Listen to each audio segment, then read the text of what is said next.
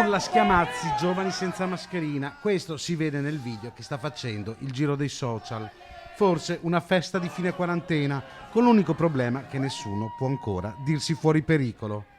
Il tutto si è concluso anche con l'arresto di un giovane padovano. Dopo una serata relativamente tranquilla, come testimoniato anche dalle nostre dirette, verso l'1:30, complice forse qualche spritz di troppo, inizia la baldoria. C'è chi balla e chi fa piegamenti sulle braccia, attaccato ai tiranti delle colonne. Un pandemonio che ha portato all'intervento di 2 pattuglie della polizia locale e dei carabinieri del gruppo radiomobile della compagnia di Padova. Al loro arrivo, un 23enne padovano ha iniziato ad offenderli e ha provato a schiaffeggiarli. Gli agenti lo hanno quindi arrestato per resistenza ed oltraggio.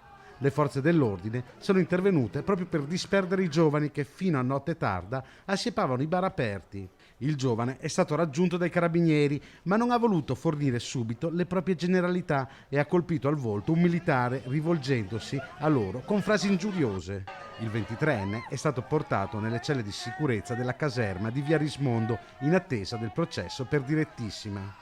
Il locale davanti a cui è successo il tutto ora rischia anche la chiusura da 5 a 30 giorni, essendo già stato multato qualche settimana fa.